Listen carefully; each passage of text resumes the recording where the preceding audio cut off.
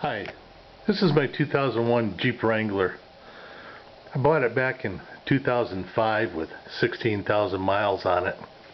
And when I did, a friend of mine who'd been driving Jeeps since the age of 5, and his family had 5 Jeeps, and they were quite knowledgeable in TJs, he told me I should pick up one of these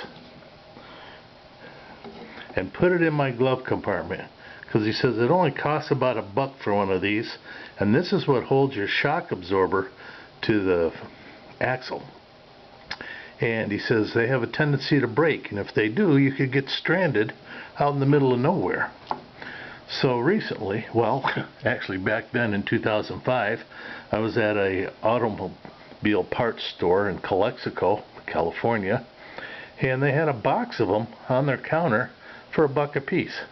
So I picked up one, put it in a little plastic baggie, and threw it in my glove compartment back in 2005. And now recently, here it is 2019, and one of these little puppies broke 14 years later. But I had a spare in my glove compartment and was able to fix it, because I noticed it. I didn't notice it was broken until I was in my garage. So it was an easy fix, laying on my little creeper in the garage. I just pounded out the broken one and pounded in a new one. The spare I'd been carrying for 14 years. But then it dawned on me, I should probably get another spare and stick it in my glove compartment, because if one broke, maybe the rest are ready to break. So I went in search of another spare, and nobody has them. They say the only way I can get one is to buy the whole shock absorber. Well, I decided to go on the internet. I can find one on the internet, I thought. Well, what I found on the internet was this neat little replacement idea. You can get this. I got 2 of them for under $50. And what it does is it replaces these pins. Because where these pins bolt down to the, I don't know what they bolt to, I don't know, the axle or something. Instead, you take that bolt and put this in its place. And then you can use these bolts here to attach your shock absorber instead of using these pins. So I bought 2 of them. Well, actually I bought 4, because I put 2 of them on the front already. That's where these are from. These are what were on the front, and now I have these on the front. And so I also got some for the rear. These 2 I'll be putting in right now in the rear. I also bought some bushings to put in the shock absorber, but as it turned out, the ones in the front were in great shape, so I just used the existing ones, and I suspect that the ones in the rear are in great shape too, and I probably won't need these, but in case I rip one or destroy one in some way, I do have some here, and it won't stop my progress today. But then I thought, well, you know, I put those 2 in the front. I probably should have made a little recording. So what I'm going to do is I'm going to try and record swapping one of these out on at least one of my rear shock absorbers, just to give you an idea of what it's like to change these out. And of course all 4 are the same, so I only need the video 1. So I'll pause now and get to work.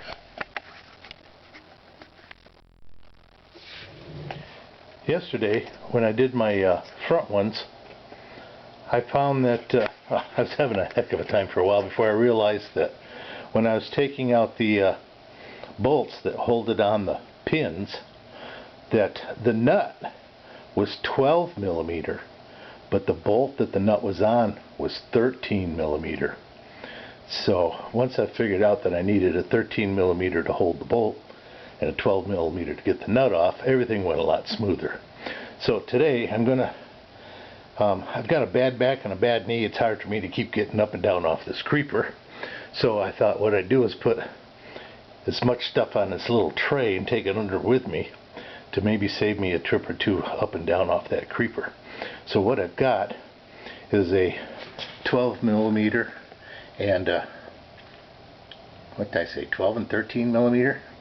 12 and 13 millimeter box end wrenches and a 12 millimeter socket and socket wrench for taking the bolts out of the pin. And then I've got they'll also put the new bolts back in and when I mount the bracket down. So I got my brackets down there with me. And then once I put the bolts through the shock into the new brackets, I need a 3/4 inch socket and wrench to tighten down that bolt. And I have to use a wrench on one side because the head of the bolt goes right up against the bracket nearly. So you can't get a socket on it.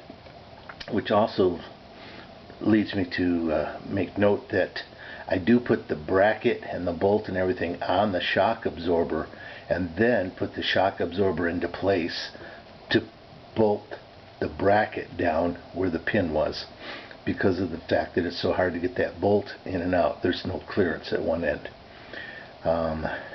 So there's my tools. Oh, and then the hammer and the screwdriver are to hammer out the pin out of the bushing on the bottom of the shock absorber so that I replace it with the bolt. And it just hammers out real nice. So let's get to work. Alright, these rear shocks are going to be a little trickier to do. I've added a couple things to my tool tray. I've added a flashlight so I can show you what the heck's going on. This is the bolt for the rear shocks. As you can see, this is my gas tank right here. Give you a reference of where I'm at. I don't know if I can lay it on my back underneath here, but there's the gas tank. There's my rear shock, which mounts down here somewhere I can't see. This is a terrible video. I'll probably have to edit it. But anyways, the shock mounts at the top and on the rear shocks. On the front shocks, they're mounted at the bottom. It was a little bit easier to get to.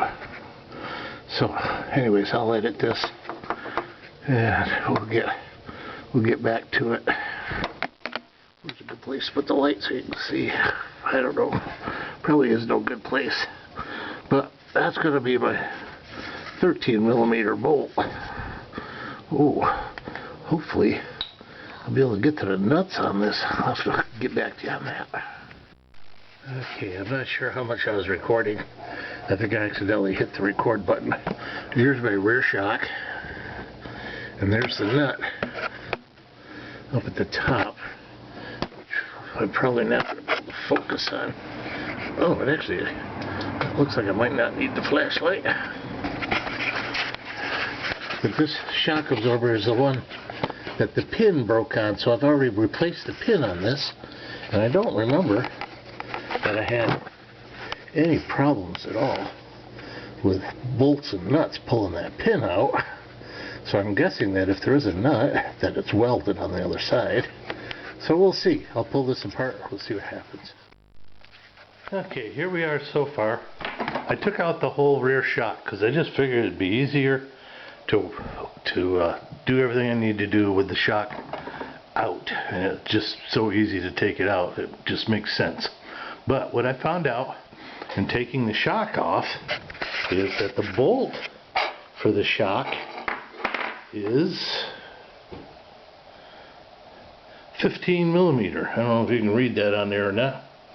15mm for the head of the bolt, but the nut that goes on the bolt is 18mm.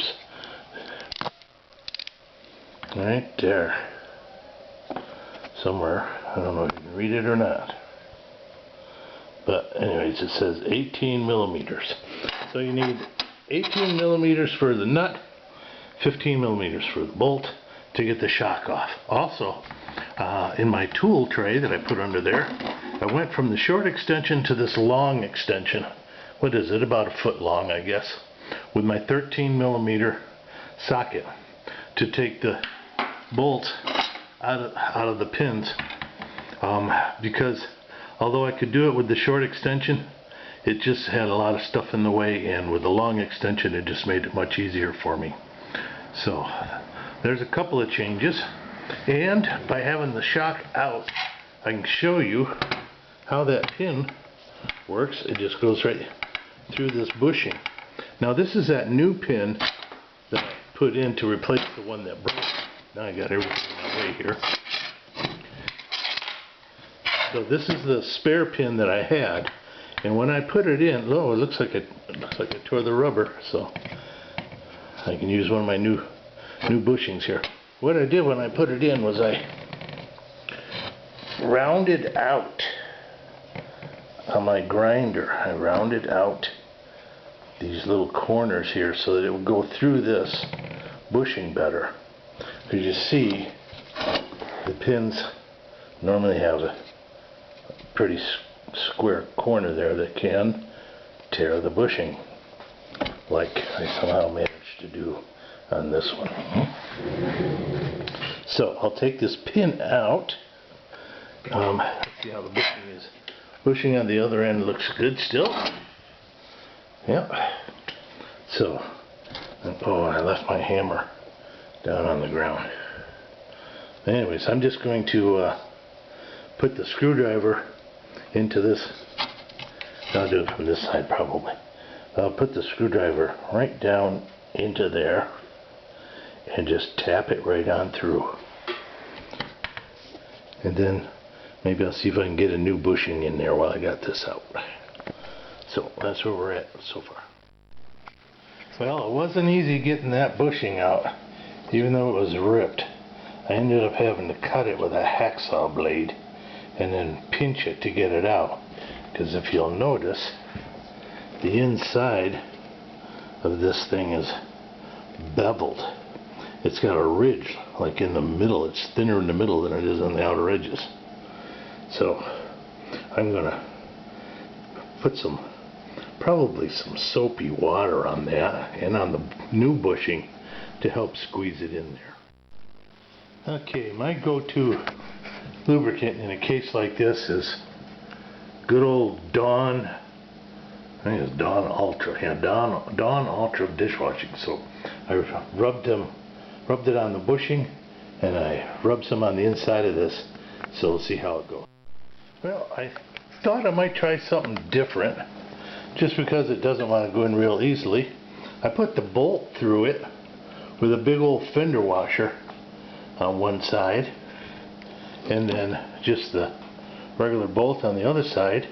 And now I'll just tighten the two up, and it should pull it right in, I would think. We'll see what happens. Well, that worked amazingly well. It just slid right in there with no problem at all. I didn't even have to exert any force on the wrenches. It just slid right into place. So now I'm going to clean it up a little bit and get ready to stick that puppy back in place. Okay, now you can see where I've put the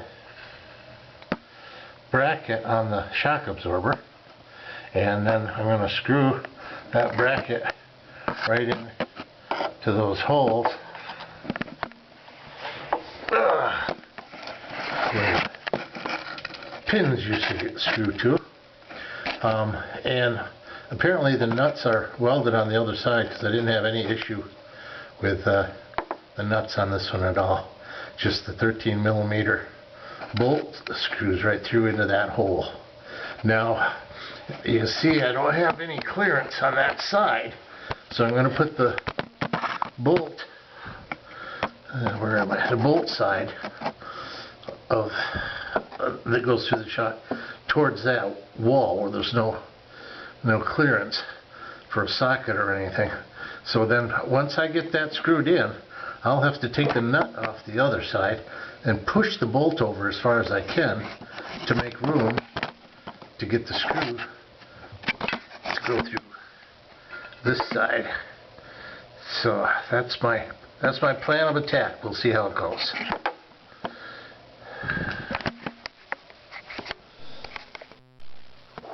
I was having trouble starting the screw, so I went ahead and put it in my long extension so that I could start it up in there by hand. It kept falling out, so I put some masking tape around it just to hold it into place. Because once I get it started, I can pull this long extension and socket right off. The masking tape doesn't grip it that hard and it'll come right off.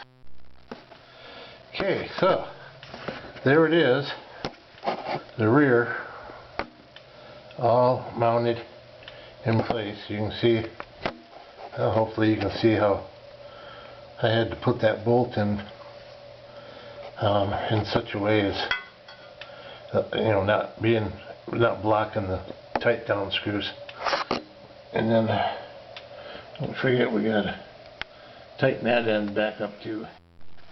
Well, the job's all done. It took me several hours because I was all by myself and I kept dropping stuff and having to pick it up. But I think I've determined that the rear pins are just slightly larger than the front pins. So I'll just, now that I have 4 spare ones, I'll check with any of my friends that might want to carry one in their glove compartment, and I certainly don't need them in my glove compartment anymore. So I'm not going to toss them away because they're too hard to come by. So that concludes the job, I guess. Oh, and of course I don't have to remind everybody at the end of the video instead of the beginning of the video. How stupid. Make sure you're wearing safety glasses and stuff, because I was getting all kinds of old mud falling down on my face under there. So that's it for now. Oh, also while I was under there, I tightened up the bolts on my short arm lift kit, which one of them was a little bit loose and popping a little bit, and also noticed that I need a new right front tie rod outer ball joint. I think that's what it's called. Anyways, tie rod end for the passenger side, which is the outer right. So I picked one up at Napa. I've got it. I guess that'll be my next project. Adios.